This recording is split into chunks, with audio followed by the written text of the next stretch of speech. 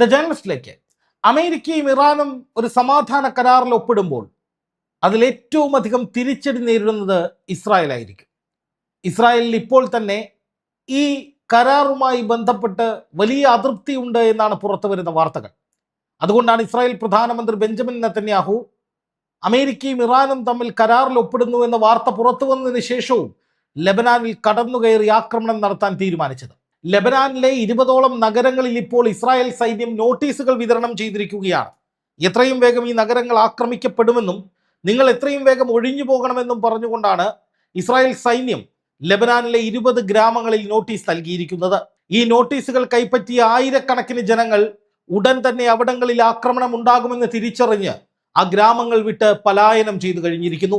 വളരെ ഗുരുതരമായ സാഹചര്യമാണ് ഇപ്പോഴും പശ്ചിമേഷ്യയിൽ തുടരുന്നത് എന്നതിന്റെ തെളിവാണ് അൽ ജസീറയും BBC-യും ഒക്കെ ഇപ്പോൾ പുറത്തുവിടുന്ന ഇസ്രായേലിന്റെ ഏറ്റവും പുതിയ നിലപാടുകൾ സംബന്ധിച്ച വാർത്തകൾ.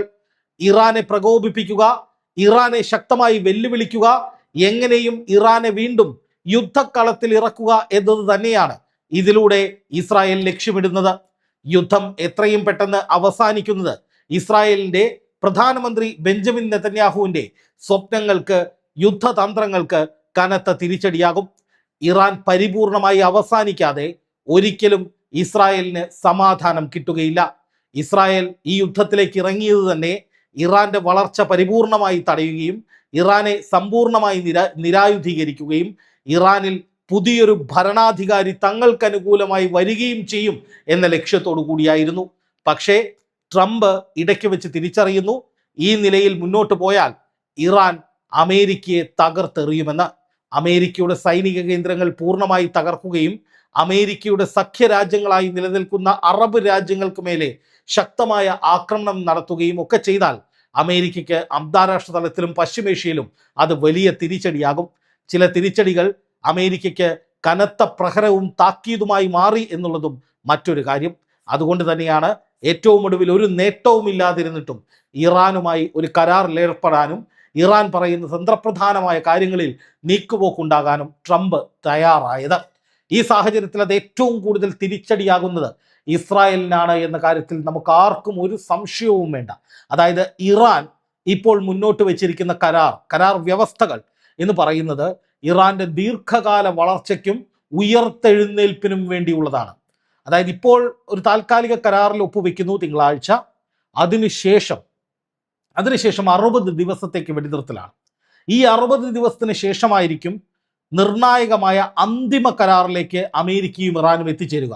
അതിൽ ഇറാൻ മുന്നോട്ട് വയ്ക്കുന്ന തന്ത്രപ്രധാനമായ കാര്യങ്ങളിൽ ഏറ്റവും മുൻപന്തിയിലുള്ളത് ഹോർമുസ് കടലിടുക്കിൽ ചുങ്കം ചുമത്തുകയോ അല്ലെങ്കിൽ അത് തങ്ങളുടെ നിയന്ത്രണത്തിലാക്കുകയോ ചെയ്യും എന്നുള്ളതാണ്. അതായത് കപ്പലുകൾക്ക് കടന്നു പോകുന്നതിന് ഒരു തടസ്സവും ഉണ്ടാകില്ല, പക്ഷേ അത് ഇറാന്റെ അറിവോടുകൂടിയായിരിക്കണം. അല്ലെങ്കിൽ ഇറാന് ചുങ്കം നൽകുകയോ അല്ലെങ്കിൽ ഹോർമൂസിലൂടെ കപ്പലുകൾ കടന്നു പോകുമ്പോൾ ഇറാന്റെ അനുമതിയെങ്കിലും വാങ്ങുകയോ വേണം.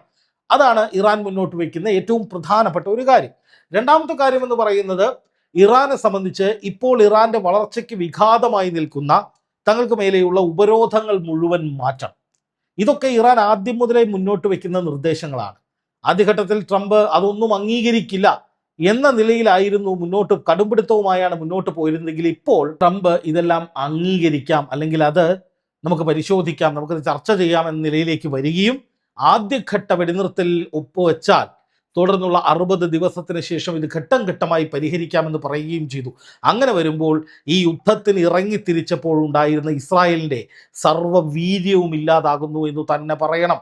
കാരണം ഹോർമൂസ് കടലിടുക്കിൽ ചുങ്കം ഏർപ്പെടുത്താൻ സമ്മതിച്ചാൽ തീർച്ചയായും ഹോർമൂസ് കടലിടുക്ക് വഴിയുള്ള വലിയ വരുമാനം ഇറാന് ലഭിക്കും.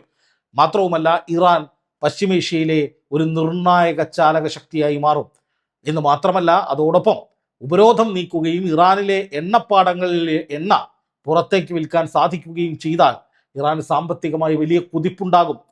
ഇറാൻ ആണവായുധം നിർമ്മിക്കേണ്ടതില്ല എന്ന് നേരത്തെ തീരുമാനിച്ച രാജ്യമാണ്. അതായത് ആയത്തുള്ള അലി ഖാംനെയി എന്ന അവരുടെ പരമോന്നത നേതാവ് ഇറക്കിയിരിക്കുന്ന ഫത്വ തന്നെ അവിടെ ഒരു കാരണവശാലും ആണവായുധം ഉണ്ടാക്കരുത് എന്നുള്ളതാണ്. അതുകൊണ്ട് ഒരിക്കലും ഇറാനിലെ ഭരണകൂടം ആണവായുധം നിർമ്മിക്കില്ല, അതിനപ്പുറം ഒരു തെളിവ് വേണ്ട. അപ്പോൾ ആണവ പരീക്ഷണം നടത്തി ഉണ്ടാക്കിയ സമ്പുഷ്ടീകരിച്ച യുറേനിയം ഊർജ പ്രതിസന്ധി പരിഹരിക്കാൻ വേണ്ടി ഇറാൻ ഉപയോഗിക്കുകയാണെങ്കിൽ ഇറാൻ്റെ വ്യാവസായിക മേഖല കരുത്തുറ്റതായി മാറും. അമേരിക്കയെ സംബന്ധിച്ച് ഈ സമ്പുഷ്ടീകരിച്ച യുറേനിയം ആണവായുധങ്ങൾക്ക് വേണ്ടി ഉപയോഗിക്കരുത് എന്നേ പറയുന്നുള്ളൂ. മറിച്ച് ഇറാന്റെ ഊർജ പ്രതിസന്ധി പരിഹരിക്കാനാണെങ്കിൽ അതാകാം എന്ന് തത്വത്തിൽ അമേരിക്ക അംഗീകരിച്ചിട്ടുണ്ട്. അപ്പോൾ ഊർജ പ്രതിസന്ധി പരിഹരിക്കപ്പെടുന്നു, എണ്ണ വിൽക്കാൻ അന്താരാഷ്ട്ര തലത്തിലുള്ള ഉപരോധങ്ങൾ ഇല്ലാതാകുന്നു, ഹോർമുസ് കടലിടുക്ക് വഴി വലിയൊരു തുക ടോൾ രൂപത്തിൽ ലഭിക്കുന്നു, ആ മേഖലയുടെ നിയന്ത്രണം കയ്യിലോട്ട് വരുന്നു. ഒപ്പം ഗൾഫ് രാജ്യങ്ങളുമായി നല്ല ബന്ധം സ്ഥാപിക്കാനുള്ള സാഹചര്യം കൂടി ഇറാന് തുറന്നു കിട്ടുകയാണ്. അതായത് ഇസ്രായേൽ പലസ്തീൻ യുദ്ധം തുടങ്ങുന്നതിന് മുമ്പ് ഇറാനുമായി നല്ല ബന്ധത്തിലേക്ക് സൗദിയും മറ്റ് ഗൾഫ് രാജ്യങ്ങളും വന്നിരുന്നു. അതൊരു ഘട്ടത്തിൽ ഐക്യരാഷ്ട്ര സംഘടനയിൽ പോലും സൗദിയാണെന്ന് തോന്നുന്നു ഞങ്ങൾ ഇറാനുമായി നല്ല ബന്ധത്തിലാണ് എന്ന തരത്തിലൊരു പരാമർശം നടത്തിയായി ഓർക്കുന്നുണ്ട്. അപ്പോൾ സ്വാഭാവികമായിട്ടും ഗൾഫ് മേഖലയുമായി അടുത്ത ബന്ധം, അന്താരാഷ്ട്ര വാണിജ്യ ഇടപാടുകൾ നടത്താനുള്ള തുറന്ന അവസരം, ഹോർമുസ് കടലിടുക്കിൽ നിയന്ത്രണം, അവിടെ നിന്ന് ടോള്, അതോടൊപ്പം ആണവോർജം ഉപയോഗിച്ചുകൊണ്ട് ഊർജ പ്രതിസന്ധി പരിഹരിക്കാനുള്ള അവസരം, അതോടൊപ്പം ഇനി ഖത്തർ ഉൾപ്പെടെയുള്ള ചില രാജ്യങ്ങൾ ഇറാനെ സഹായിക്കാൻ 12,000 കോടിയിലധികം ഡോളർ കൊടുക്കാമെന്ന് പറഞ്ഞു എന്ന് ചില വാർത്തകൾ വരുന്നുണ്ട്. അപ്പൊ അങ്ങനെയൊക്കെയുള്ള നീക്കങ്ങൾ കൂടി വരികയാണെങ്കിൽ പിടിച്ചാൽ കിട്ടില്ല. പിന്നെ ഇറാനെ പിടിച്ചാൽ കിട്ടാത്ത സാഹചര്യത്തിൽ ഇറാൻ ഒരു വലിയ ശക്തിയായി മാറും. അങ്ങനെ സംഭവിച്ചാൽ ഇസ്രായേലിന്റെ അവസ്ഥ എന്തായിരിക്കും എന്നുള്ളതാണ് ഞാൻ ആലോചിക്കുന്നത്. ഇസ്രായേൽ പേടിച്ച് വിറയ്ക്കും. ഇസ്രായേലിന് ഇത്രയും പേടിയുണ്ട് എന്ന് ഇസ്രായേൽ തന്നെയാണ് തുറന്ന് സമ്മതിച്ചത്, ഞാൻ പറയുന്ന കാര്യമല്ല.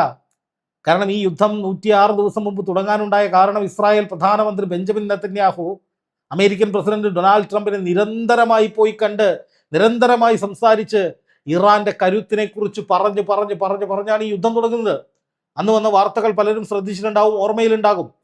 നെതന്യാഹു എന്താണ് പറയുന്നത്? ഇറാൻ ആണവായുധം നിർമ്മിക്കാൻ പോകുന്നു, അവരുടെ കയ്യിൽ വലിയ അളവിൽ ആണവോർജമുണ്ട്, അവര് കൂടുതൽ ബാലിസ്റ്റിക് മിസൈലുകൾ ഉണ്ടാക്കിക്കൊണ്ടിരിക്കുകയാണ്, അത് ഞങ്ങളുടെ സുരക്ഷയ്ക്ക് ഭീഷണിയാണ്, ഇറാൻ ഉയർന്നു വരികയാണ്, ഇറാൻ പശ്ചിമേഷ്യയ്ക്ക് വലിയ ഭീതിയാകും, അവര് ശക്തമായ ഒരു രാജ്യമായി വന്നാൽ അത് പശ്ചിമേഷ്യയ്ക്ക് വലിയ ഭീഷണിയാകും എന്നാണ് അന്ന് നെതന്യാഹു പറഞ്ഞതായി വാർത്തകൾ വന്നിരുന്നത്. അപ്പോൾ ആലോചിച്ച് നോക്കുക, ഇറാൻ വളരുന്നു എന്നുള്ളത് തങ്ങൾക്ക് ഭീഷണിയാണ് എന്ന് വിശ്വസിക്കുന്ന ഒരു രാജ്യമാണ് ഇസ്രായേൽ.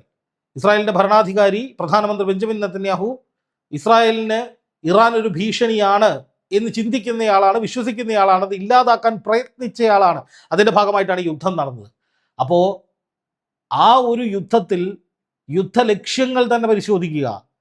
ഇറാനിൽ തങ്ങൾക്ക് അനുകൂലമായൊരു ഭരണകൂടം വരിക, അവരുടെ ആയുധങ്ങൾ നിർവീര്യമാക്കുക, നിരായുധീകരിക്കുക, അതുപോലെ ആണവോർജം ഇല്ലാതാക്കുക, ഇതൊക്കെയാണ് ഇസ്രായേൽ കണ്ട സ്വപ്നം. അങ്ങനെ ഭാവിയിൽ തങ്ങൾക്ക് വരാൻ പോകുന്ന ഭീഷണി ഇല്ലാതാക്കുക എന്നുള്ളതായിരുന്നു ഇസ്രായേൽ മനസ്സിൽ കണ്ടിരുന്നത്. പക്ഷെ ഇപ്പോൾ അതൊന്നും നടക്കുന്നില്ലെന്ന് മാത്രമല്ല, ഒപ്പമുണ്ടായിരുന്ന അമേരിക്ക ഈ നെതന്യാഹുവിനെ പച്ച ചീത്തയും വിളിച്ചിപ്പോൾ ഇറാൻ പറയുന്ന കാര്യങ്ങൾക്ക് ചെവി കൊടുത്ത് ഇറാനുമായി ബന്ധം സ്ഥാപിച്ച് ഇറാന് കൈകോർത്ത് എങ്ങനെയെങ്കിലും പ്രശ്നം പരിഹരിച്ച് പശ്ചിമേഷ്യയിൽ വലിയ ബിസിനസ്സുകൾ നടത്താൻ വേണ്ടി തയ്യാറെടുക്കുകയാണ്.